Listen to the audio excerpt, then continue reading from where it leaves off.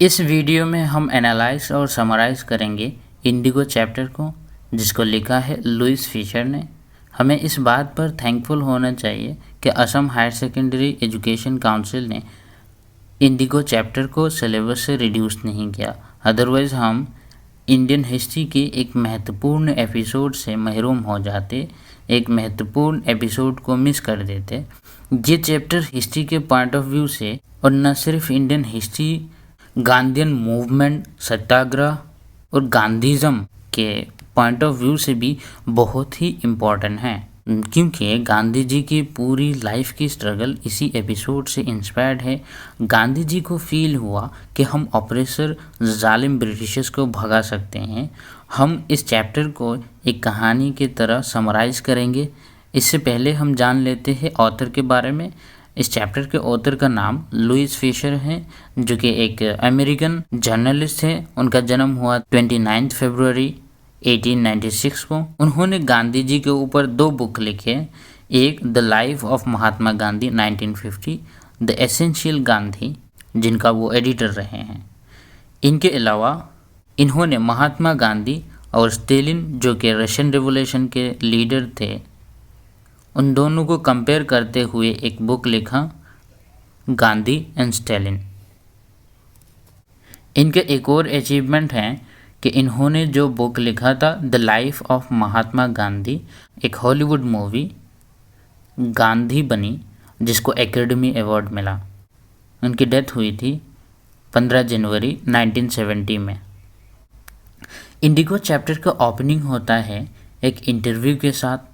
Mahatma Gandhi author Louis Fisher को ये बताते हैं कि कब उनके दिल में ब्रिटिशर्स को भगाने की इंस्पिरेशन आई, क्योंकि लुइस फिशर उस वक्त गांधी जी की बायोग्राफी, उनकी जीवनी लिखने के लिए गांधी जी से उनके ज़िंदगी के बारे में, उनके मूवमेंट के बारे में जानकारी हासिल कर रहे थे। तो लुइस फिशर गांधी जी की इंटरव्यू ले रहे थे, तभी ये बात सामने आई कि गांधी जी ने कहा कि ये साल 1917 की बात है, जब कांग्रेस के एनुअल कन्वेंशन में एक गरीब किसान जिनका नाम राजकुमार शुक्ला था आए और गांधी जी को चंपारण जाने के लिए बोला, ताकि ब्रिटिशर्स के जुल्म के चुंगल से वहाँ के किसानों को बाहर निकाला जा सके। उससे पहले गांधी जी चंपारण के बारे में कुछ भी नहीं जानते थे। चंपारण, जो नेपाल किंगडम के पास हिमालय के फुटहिल्स बिहार में एक डिस्ट्रिक्ट का नाम है। शुक्ला को भी गांधी जी के बारे में इतना मालूम नहीं था, लेकिन उन्होंने सुना कि गांधी जी चंपारण के लोगों को हेल्प कर सकते हैं, तो उन्होंने गांधी जी के पीछा नहीं छोड़ा। गांधी जी के साथ लखनऊ, कानपुर, इलाहाबाद, जहाँ गांधी जी गए वहाँ उनके पीछे पीछे राजकुमार शुक्ला जाते रहे, यहाँ तक कि लास्ट में वो आश्रम तक पहुँच गए। गांधी जी ने उनके डेडिकेशन देख के इंस्पायर्ड हो गए थे और उनको बोला कि कुछ दिनों में मैं कलकत्ता जा रहा हूँ, आप वहाँ आइए और मुझे वहाँ से रिसीव करके अपने डिस्ट्रिक्ट ले जाइए। गांधी जी के बताए हुए डेट में शुक्ला जाके हाजिर हो गए कलकत्ता। कलकत्ते में जितने काम थे सब खत्म करने के बाद वो राजकुमार शुक्ला के साथ चंपारण के लिए रवाना हुए। पटना में आके वो राजेंद्र प्रसाद मिलना चाहा, जो उस वक्त कांग्रेस मेंबर और पेशे में एक लॉयर थे, एक वकील थे, जो बाद में जाके इंडिपेंडेंट इंडिया का फर्स्ट प्रेसिडेंट बने। अनफॉर्चुनेटली उस वक्त राजेंद्र प्रसाद अपने घर में नहीं थे और उनसे मुलाकात नहीं हो पाई। गांधी जी ने डिसाइड किया कि सबसे पहले वो मुजफ्फरपुर जाएंगे, ताकि वहाँ जाके वकीलों से बात करके इस मैटर की लीगल स्टेटस और लीगल इन्फॉर्मेशन ले सकें, क्योंकि राजकुमार शुक्ला एक इलिटरेट किसान थे, वो हर इन्फॉर्मेशन उनको नहीं दे पा रहे थे। तभी उन्होंने सोचा लॉयर से अगर बात करेंगे तो उनको पूरी इन्फॉर्मेशन मिलेगी। मुजफ्फरपुर में जे.बी. कृपलानी ने गांधी जी को रिसीव किया और प्रोफेसर मलकानी के घर में गांधी जी ठहरे। जे.बी. कृपलानी एक और फ्रीडम स्ट्रगलर हैं, जो आगे जाके इंडियन नेशनल कांग्रेस का प्रेसिडेंट भी बने। मुजफ्फरपुर में आसपास के गांव के जितने लोग थे, जितने किसान थे, शेयर क्रॉपर्स थे, सब आके गांधी जी से मिलने लगे। उनको गांधी जी के बारे में इतना पता नहीं था, लेकिन वो बस ये जानते थे कि कोई आदमी आया है जो उनको ब्रिटिश लैंडलॉर्ड के खिलाफ हेल्प करेंगे। चंपारण की ज़्यादातर ज़मीन ब्रिटिश ज़मींदारों के अंडर था और वो लोग ज़मीन को इंडिगो यानी नील के खेती करने के लिए दिया करते थे। उनके बीच यानी ब्रिटिश लैंडलॉर्ड और किसानों के बीच में एक 15% एग्रीमेंट थी, जिसके अंडर में चंपारण के जितने भी किसान हैं वो अपने पूरे ज़मीन के 15% सिर्फ नील खेती करते थे, इंडिगो खेती करते थे और उससे जितने भी फसल आते थे उसको ब्रिटिश लैंडलॉर्ड को देना पड़ता था। लेकिन हाल ही में जर्मनी ने आर्टिफिशियल इंडिगो डेवलप कर लिया था, जिसके वजह से इंडियन इंडिगो की डिमांड इंटरनेशनल मार्केट में कम हो गई। इसी मिसफॉर्चून को फॉर्चून में कन्वर्ट करने के लिए, फॉर्चून में तब्दील करने के लिए इंग्लिश लैंडलॉर्ड ने अपने शेयर क्रॉपर्स से ये कहा कि तुम लोग हमें कुछ कंपनसेशन, कुछ मुआवजा दे दो और हम तुम्हें उस पुराने एग्रीमेंट से आज़ाद कर देंगे। किसानों में कुछ थे जिन्होंने मुआवजा दे दिया और कुछ ने डिनाई कर दिया। लेकिन जब किसानों को इंग्लिश लैंडलॉर्ड की ये फरेब पता चला तो वो लोग कोर्ट चले गए इंग्लिश लैंडलॉर्ड के ख़िलाफ़। लेकिन वहाँ कोई सुनवाई नहीं हो रही थी। वो हिंदी में एक कहावत है, जिसकी लाठी उसी की भैंस।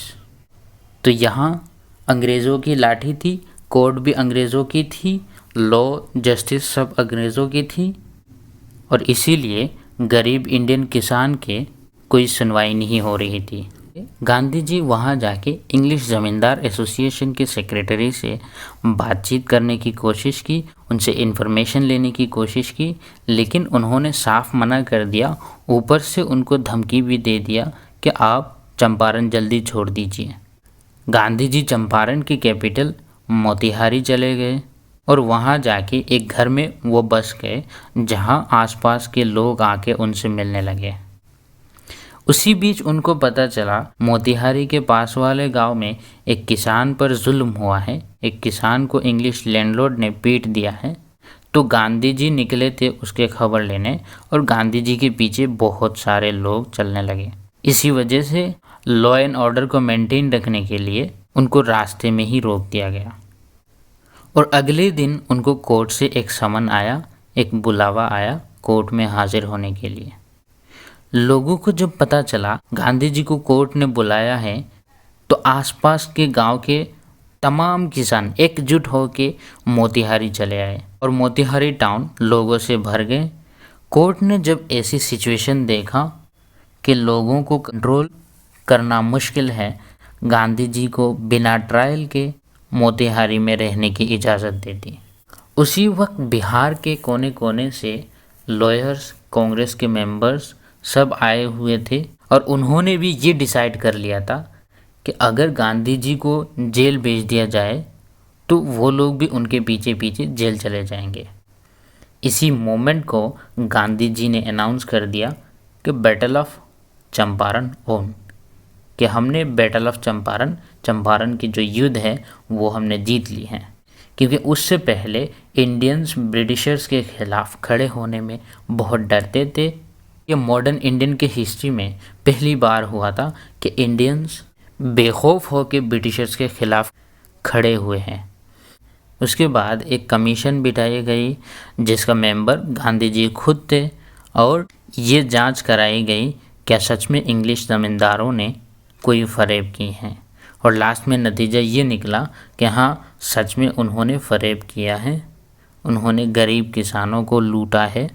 लास्ट में ये डिसाइड हुआ कि अब इंग्लिश लैंडलॉर्ड जो कंपनसेशन उन्होंने ले लिया था वो कंपनसेशन किसानों को लौटा के देंगे।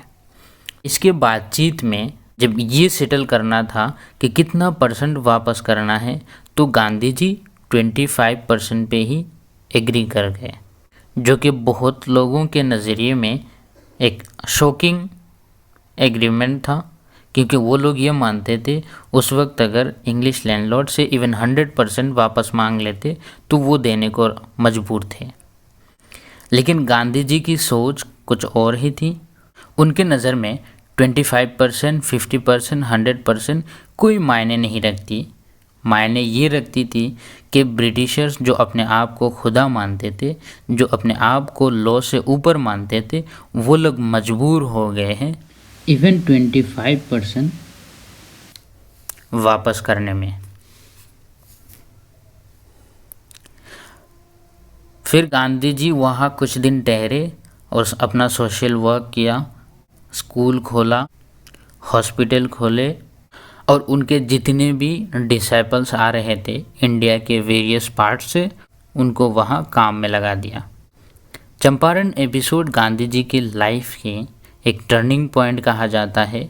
ये गांधी जी ने खुद कहा है कि उनके लाइफ की एक टर्निंग पॉइंट है चंपारण एपिसोड। चंपारण में जो हुआ उसी चीज़ों ने उनको बहुत इंस्पायर किया था, जिसकी वजह से उनको हिम्मत मिली, उनमें कॉन्फिडेंस आया, वो ब्रिटिशर्स के खिलाफ खड़े हुए। चंपारण एपिसोड को गांधी जी की लाइफ की टर्निंग पॉइंट कहने की एक और वजह है कि वहाँ जाके गांधी जी को 2 सवालों का जवाब मिला, व्हाई एंड हाउ। क्यों हम ब्रिटिशर्स को भगाए? क्योंकि ब्रिटिशर्स जालिम थे, ब्रिटिशर्स फरेब कर रहे थे। वहाँ जाके ब्रिटिशर्स के जुल्म, उनके सफ़ेद फेस के पीछे भेड़िए जैसी शातिर दिमाग जानने को मिला और इंस्पिरेशन मिली कि अगर चंपारण में जैसे लोग इकट्ठे होके, यूनाइट होके ब्रिटिशर्स के ख़िलाफ़ खड़े हुए तो वो लोग मजबूर हो गए। अगर पूरी इंडिया में सब इंडियंस अगर एकजुट होके, यूनाइट होके ब्रिटिशर्स के ख़िलाफ़ खड़े हो जाएंगे तो ब्रिटिशर्स को भागना ही पड़ेगा।